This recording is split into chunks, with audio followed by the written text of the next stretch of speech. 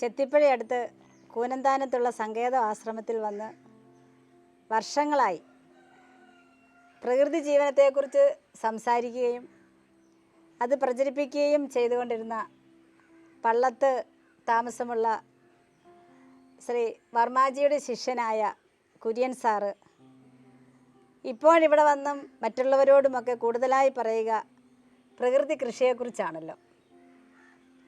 സാറേ, ഇപ്പോൾ ഈ പ്രകൃതി കൃഷിയെക്കുറിച്ച് ഇത്രമാത്രം സാറ് പറയുകയും പ്രചരിപ്പിക്കുകയും ചെയ്യാനായിട്ടുള്ള കാരണം എന്താണ്? ഓക്കെ, വളരെ പ്രസക്തമായ ഒരു ചോദ്യമാണ്. കാരണം നമുക്കറിയാം, ഭക്ഷണം തന്നെ ആണ് നിൻ്റെ മരുന്ന്, നിൻ്റെ ഭക്ഷണം തന്നെയാണെന്നുള്ള ഒരു സൂത്രവാക്യം ജനസമൂഹത്തിന് കൊടുത്തത് ഹിപ്പോക്രാറ്റാണ്. അദ്ദേഹം ക്രിസ്തുവിന് 4 നൂറ്റാണ്ട് മുമ്പ് ജീവിച്ചിരുന്ന ആളാണ്. ഇതിന് സമാനമായിട്ടുള്ള സ്റ്റേറ്റ്മെൻറ്റുകൾ എല്ലാ ജനവിഭാഗങ്ങളിലെ ചിന്താധാരയിലുള്ളതാണ്. പുതിയതൊന്നുമല്ല. അദ്ദേഹം അത് പറഞ്ഞതുകൊണ്ടപ്പോൾ ഭക്ഷണത്തിൻ്റെ പ്രാധാന്യം ആരോഗ്യ ജീവിതത്തിന് എത്രമാത്രമാണ് അതിൻ്റെ ആവശ്യം എന്നുള്ളതാണ് സൂചിപ്പിക്കുന്നത്. അപ്പോൾ ഭക്ഷണം പൂർണ്ണതയുള്ളതായിരിക്കണം, എങ്കിൽ മാത്രമേ അത് നമുക്ക് ഒരു ശരിയായ ഗുണം പ്രദാനം ചെയ്യുകയുള്ളൂ.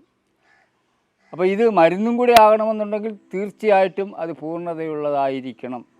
നമുക്കൊരു 60-70 വർഷം മുമ്പ് വരെ നമ്മളുടെ കാർഷിക ഉൽപ്പന്നങ്ങളെല്ലാം തന്നെ പൂർണ്ണതയോടുകൂടിയതായിരുന്നു. കുറച്ചൊക്കെ വളരെ നിസ്സാരമായ കുറവുകളെ ഉണ്ടായിരുന്നുള്ളൂ. പക്ഷേ രാസകൃഷി വന്നതോടുകൂടി അത് തകിടം മറിഞ്ഞു.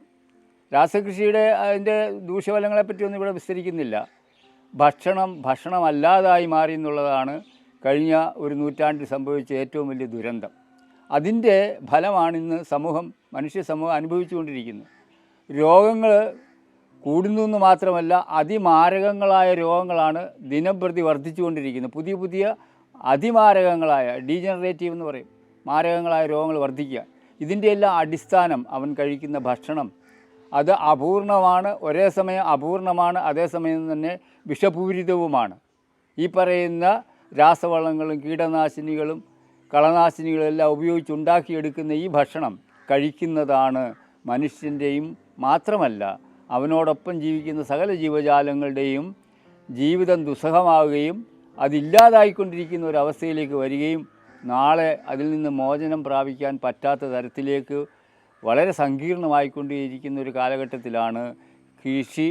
അത് പ്രകൃതിക്ക് അനുസരണമായിരിക്കണം, പ്രകൃതി നിയമങ്ങൾക്ക് ചേരുന്നതായിരിക്കണമെന്നുള്ള ഒരു കണ്ടെത്തൽ, അതിൻ്റെ ഒരു വലിയ ചിന്തകൾ ഈ സമൂഹത്തിൽ ഒരുപാട് വന്നുകൊണ്ടിരിക്കുന്നു. എന്നാൽ അതിൻ്റെ ഒരു പ്രായോഗിക തലത്തിൽ ഇതിനുള്ളൊരു പരിഹാരം നമുക്ക് നൽകിയത് മഹാരാഷ്ട്രക്കാരനായ അമരാവതി ജില്ലക്കാരനായ സുഭാഷ് പലേക്കറാണ്. അദ്ദേഹം ഒരു കൃഷി ഡിഗ്രിയുള്ള ആളാണ്. അദ്ദേഹം അതെല്ലാം ഇട്ടെറിഞ്ഞിട്ടാണ് ഇപ്പം പറയുന്നു, നമുക്ക് ആകപ്പാടെ വേണ്ടത് നമ്മുടെയും സഹജീവികളുടെയും നിലനിൽപ്പിന് ഏറ്റവും ആവശ്യമായിട്ടുള്ളത് പ്രകൃതി കൃഷി തന്നെയാണ്. അതിൻ്റെ ഏക ആയുധം എന്ന് പറയുന്നത് നാടൻ പശുവാണ്. നാടൻ പശുവിൻ്റെ ചാണകവും മൂത്രവും ഉപയോഗിച്ചുണ്ടാക്കുന്ന മിശ്രിതങ്ങൾ മണ്ണിൽ കൊടുക്കുമ്പോൾ നമ്മളുടെ കൃഷിയിടം കാട്ടിലെ മണ്ണിന് തുല്യമാവും. കാട്ടിലെ മണ്ണിൻ്റെ വിശിഷ്ടതയെന്ന് പറയുന്നത് അതിനകത്തുള്ള ജീവജാലങ്ങളുടെ മൈക്രോബുകൾ, നമുക്ക് കാണാൻ പറ്റാത്ത സൂക്ഷ്മജീവികളുടെ പെരുപ്പവും വർധനവും നിലനിൽപ്പുമാണ്. ഇതിപ്പം വേൾഡ് ഹെൽത്ത് ഓർഗനൈസേഷൻ അടുത്ത കാലത്ത് ഇറക്കിയ ഒരു പ്രസ്താവനയിൽ ഇത് പറയുന്നുണ്ട്. അതായത് കഴിഞ്ഞ 20 വർഷം കൊണ്ട് ഞങ്ങൾക്ക് തിരിച്ചറിയാൻ പറ്റിയത് മണ്ണിൻ്റെ അതായത് ജീവാവസ്ഥയെ എങ്ങനെ പുനർജീവിപ്പിച്ചുകൊണ്ട് വരാം, അവിടെയാണ് കൃഷി നന്നാകുന്നതും കൃഷി ഉൽപ്പാദനക്ഷമതയുള്ളതാകുന്നതും കിട്ടുന്ന ഭക്ഷണം പൂർണ്ണതയുള്ളതും ആരോഗ്യം പ്രദാനം ചെയ്യുന്നതും ആവുകയുള്ളൂ എന്നുള്ളൊരു ഫൈൻഡിലേക്ക് വന്നിട്ടുണ്ട്. ഇത് ഏറ്റവും ലേറ്റസ്റ്റ് ആയിട്ടുള്ളൊരു ഫൈൻഡിങ് ആണ്. അപ്പോൾ ആ സൂക്ഷ്മാണുക്കളുടെ പെരുപ്പിക്കുന്ന പ്രക്രിയയാണ് പലേക്കർ തരുന്നത്. അതിന് നാടൻ പശു തന്നെ വേണം, അതല്ലാതെ പറ്റില്ല. അത് ഈ UNO വേൾഡ് ഹെൽത്ത് ഓർഗനൈസേഷൻ ഈ ഒരു തീരുമാനത്തിലേക്ക് എത്തുന്നതിന് വർഷങ്ങൾക്ക് മുമ്പ് തന്നെ പലേക്കർ കണ്ടെത്തിയൊരു വസ്തുതയാണത്. സത്യമാണ്, ഒരു യാഥാർത്ഥ്യമാണ്, അദ്ദേഹം പ്രചരിപ്പിക്കുന്നു. അതുകൊണ്ട് നമുക്ക് പ്രകൃതി ജീവനം പൂർണ്ണം ആകണമെന്നുണ്ടെങ്കിൽ പ്രകൃതി കൃഷി ഉണ്ടാവണം. ഇത് രണ്ടും പരസ്പര പൂരകങ്ങളാണ്. അതുകൊണ്ടാണിപ്പം അടുത്ത കാലത്തായിട്ട് കൂടുതൽ പ്രാധാന്യം പ്രകൃതി കൃഷിക്ക് നൽകിക്കൊണ്ടിരിക്കുന്നത്.